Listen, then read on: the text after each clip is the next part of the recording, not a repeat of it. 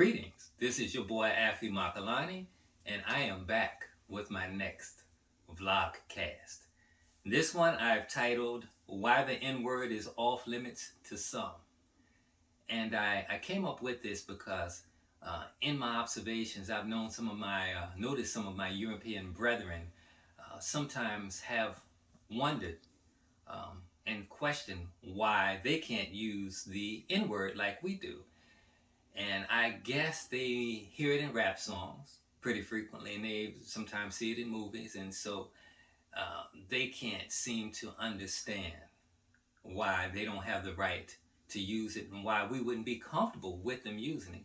So I wanted to speak about certain incidents that would bring them a certain amount of clarity to this and why the N-word is off limits to those who aren't of African descent. So let's start with this. One example I'd like to share is let's talk about people who are into same-sex relations. If you have two people who are in same-sex relations, I don't like to necessarily use the term homosexual, but I guess that's the scientific term for it. They can call each other queer because there's a certain bond that they have there as a result of certain social experiences, certain abuse, certain mistreatment that they both have experienced and gone through. So there's a certain camaraderie that they naturally share. So they can use that type of language to speak to one another because they are of the same group. Another example is females. There are experiences that are unique to being a female. Only a female is going to know what it's like to deal with a monthly cycle. Only a female is going to know what it's like to have cramps associated with the monthly cycle. It's only going to be a female who knows what it's like to carry a baby in their abdomen for 9 months. Only another female knows the discomfort, all the extra weight and the bulging belly of carrying a child for 9 months. Only another female is going to understand the discomfort of morning sickness. Only another female is going to understand the cravings, the crazy food cravings that you might have that comes with being pregnant. So because of that, again, there's a certain bond and a camaraderie that they have because they go through these challenges. It's much like on college campuses where you have the hazing of the sororities and the fraternities, and you have the challenging experiences that you have to go through to be accepted. Those things not only confirm your desire and your commitment to wanting to be a member of that fraternity and sorority, but I think it also bonds people for life because you can sit back and laugh and joke about, man, we had to do this, we had to go through this, that, and the other. And there's a certain bonding that occurs as a result of that. So likewise, because females go through certain challenges that are unique to them, it creates a bonding, a sisterhood, and consequently they can use words like bitch and call each other bitch, and it's acceptable because they're part of the same group, they're one and the same.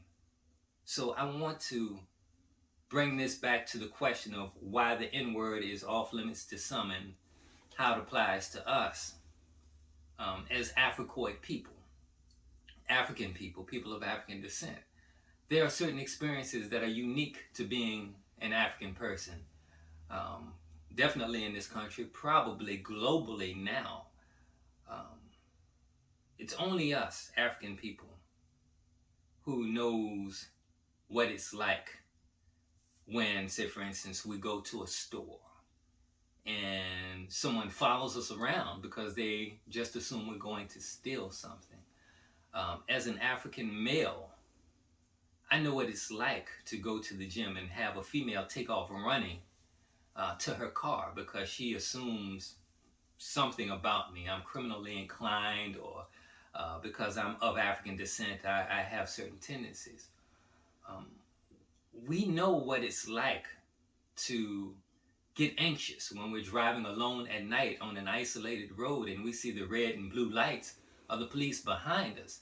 And the first thing we do is we look for a well-lit gas station or retail store somewhere to stop because we want there to be some sort of witness to what may take place.